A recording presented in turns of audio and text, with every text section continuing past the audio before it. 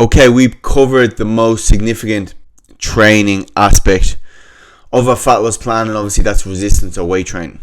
What we're going to briefly touch on today is cardio. It's a popular topic. There's many different types of cardio. When we first start a fat loss plan, we obviously adjust our nutrition, and that in itself for most people is going to allow them to lose fat and start seeing results. In combination with this, we can also start to increase our activity as a way of maybe creating more of a calorie deficit. Now, you may think, okay, I need to go to the gym and get on the treadmill and burn heaps of calories that way. But actually, what's becoming more popular is what's called NEAT, and that's non-exercise activity thermogenesis. Basically just means all the calories we burn being active outside the gym. So activity that isn't planned, i.e. your step count, which is getting more popular as well, which is brilliant. So to put it in context, 10,000 steps is roughly estimated to burn around 500 calories. That in itself for some people is enough to create a calorie deficit without even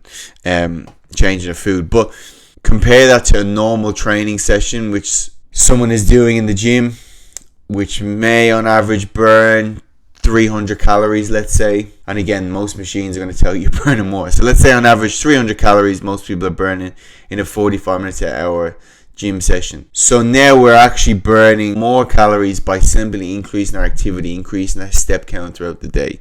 One of the positives of this is that we don't have to spend our life in the gym, and just getting outside is beneficial for stress purposes.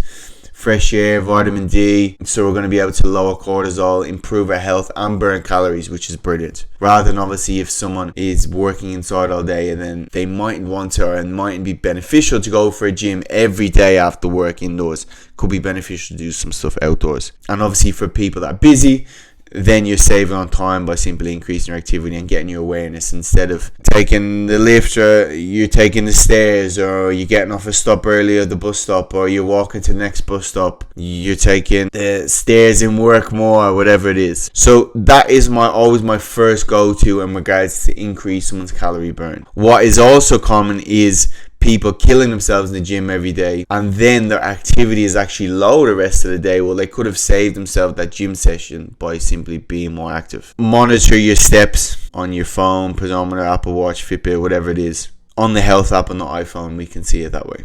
Once we get that sorted, so you have your steps, we have our weight training days in there, you have your nutrition. If you wanted to do something on the days in between, we could add some cardio.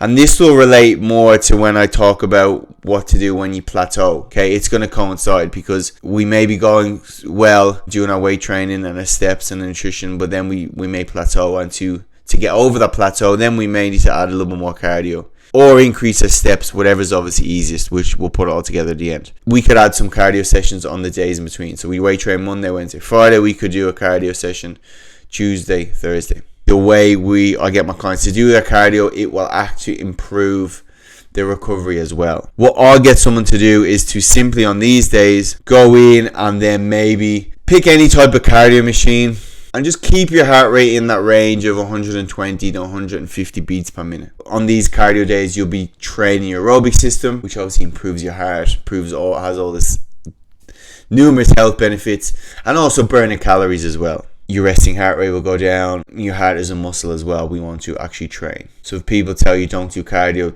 that's a lie. We don't want to never be on one part of the spectrum. Some people, they're always doing weight training. They never do any cardiovascular, which is bad. Some people that only do cardiovascular, never do any weight training, which is also bad. So always keep yourself in the middle. Then we've heard of different types of HIIT training or intervals. To be able to do this maybe higher intensity training, if you wanted to progress to that. And again, I'll have models of being able to progress your cardio as well if you need to. We need to have a good aerobic base. So we need to have a base level of aerobic fitness before we start to do HIIT training intervals, because if we don't have an aerobic base and we're doing really high intensity training, we're spiking our heart rate really high and it's very intense, we won't have the recovery capabilities to bring the heart rate down nice and quick to be able to go again. So we won't, the bigger at base, the bigger at peak, we're going to get more effect out of these sessions. And also you probably end up just feeling sick because your body can't metabolize a lot of the stuff going on. That is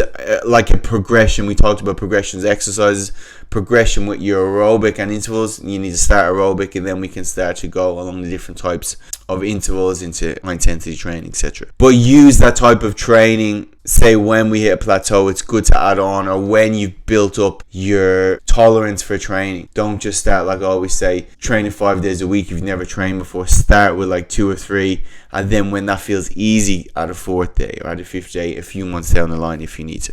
But that's just a good way to progress your cardiovascular training. As I said, you don't need to be like people think we need to be sweating and cardiovascular to be able to burn calories. Remember, we're going to do that with the steps and with the nutrition. So don't fall into that trap. So that's all I wanted to cover. When we go into interval training, high intensity training, there's so many different aspects of that.